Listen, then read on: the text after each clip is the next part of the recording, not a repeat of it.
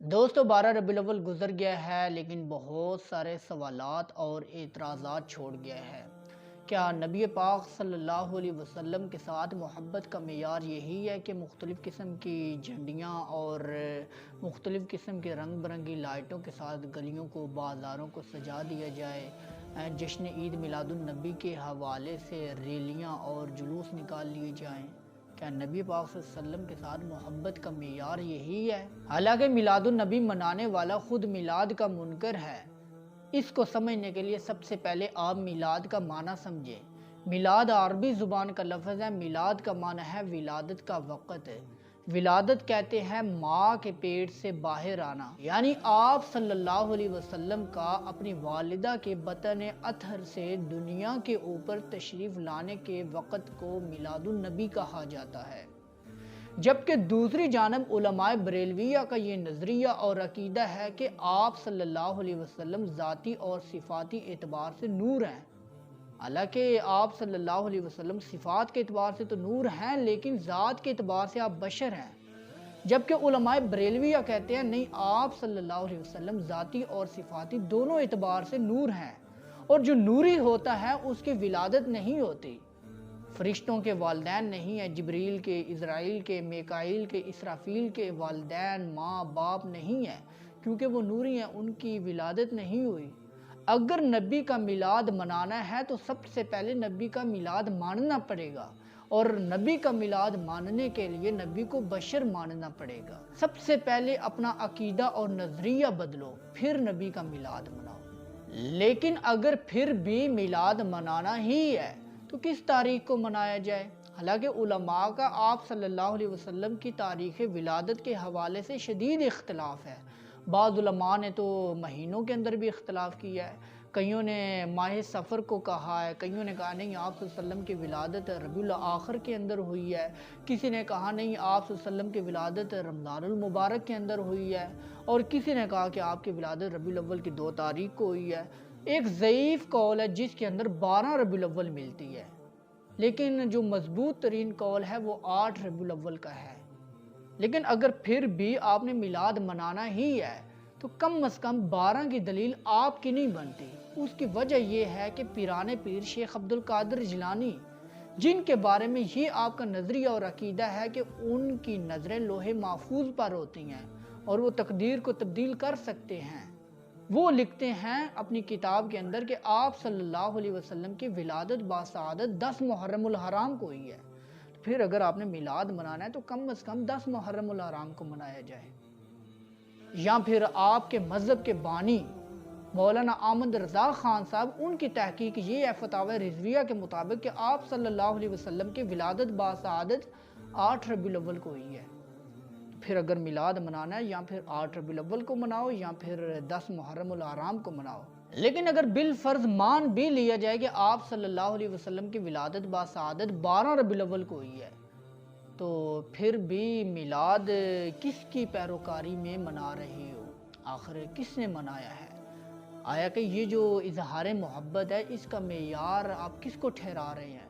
حالانکہ قرآن مقدس تو صاف کہہ رہا ہے، قُلْ إِن كُنْتُمْ تُحِبُّونَ اللَّهَ فَاتَّبِعُونِي يُحْبِبْكُمُ اللَّهُ۔ میرا پیغمبر انہیں کہہ دو کہ جو تم سے محبت کے دعوے کرتے ہیں انہیں کہو کہ اگر تم واقعی ہی مجھ سے سچی محبت کرتے ہو تو فَاتَّبِعُونِي، میری اتباع کرو۔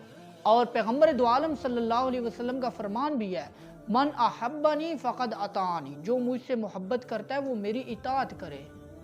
حالانکہ پیغمبر کی اطاعت دراصل پیغمبر کی نہیں بلکہ اللہ کی اطاعت ہے۔ قرآن پاک کی ایک دوسری آیت میں آیا ہے وَمَن يُطِعِ الرَّسُولَ فَقَدْ أَطَاعَ اللَّهَ، پیغمبر کی اطاعت دراصل اللہ کی اطاعت ہے۔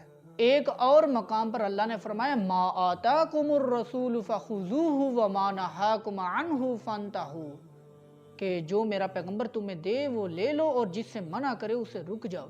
اب سوال یہ پیدا ہوتا ہے جو تم موجودہ طریقے کے مطابق میلاد منا رہے ہو، اس کا حکم کیا پیغمبر علیہ السلام نے دیا ہے؟ اگر دیا ہے تو کیا صحابہ نے اس پر عمل کیا ہے؟ اگر عمل کیا ہے تو بتائیں کس طرح صحابہ نے میلاد منایا تھا؟ حالانکہ نبی پاک صلی اللہ علیہ وسلم سے پوچھا گیا تھا کہ آپ سموار کا روزہ کیوں رکھتے ہیں؟ نبی پاک صلی اللہ علیہ وسلم نے فرمایا تھا کہ میں اس دن پیدا ہوا تھا اور شکرانے کے طور پر روزہ رکھتا ہوں۔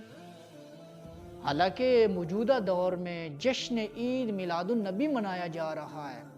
عام بندے کو بھی پتہ ہے کہ جس دن روزہ ہو اس دن عید نہیں ہوتی، اور نبی پاک صلی اللہ علیہ وسلم ہر سوموار کو روزہ رکھا کرتے تھے، اور آپ سال میں ایک مرتبہ عید مناتے ہو، تو کم از کم اگر حقیقی معنوں میں میلاد منانا ہی ہے تو پھر ہر سوموار کو روزہ رکھا کرے، تاکہ پتہ چلے واقعی حقیقی معنوں میں جشن منایا جا رہا ہے۔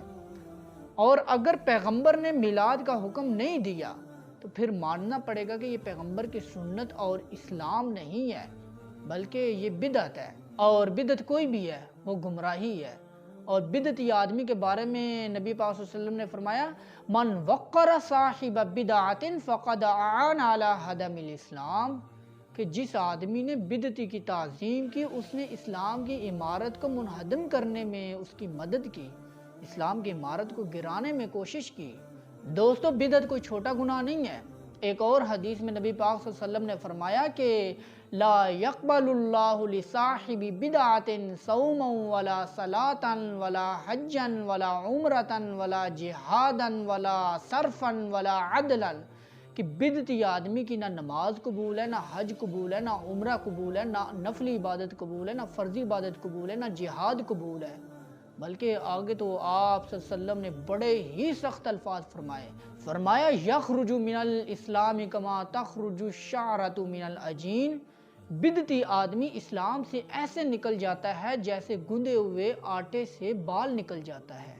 گندے ہوئے آٹے سے بال کتنا آسانی سے نکل جاتا ہے، ایسے ہی بدعتی آدمی بھی اسلام سے آسانی سے نکل جاتا ہے۔ دوستو، ایک اور حدیث میں آیا ہے کہ کچھ لوگ میدان معاشر میں آ رہے ہوں گے، نبی پاک صلی اللہ علیہ وسلم ان کو وضو والے اعضاء سے پہچان لیں گے، ان کے اعضاء چمک رہے ہوں گے، نبی پاک صلی اللہ علیہ وسلم استقبال کے لیے آگے بڑھیں گے، اچانک ایک درمیان میں پردہ حائل ہو جائے گا، نبی پاک پوچھیں گے جبریل کیا وجہ ہے، یہ تو میرے امتی ہیں۔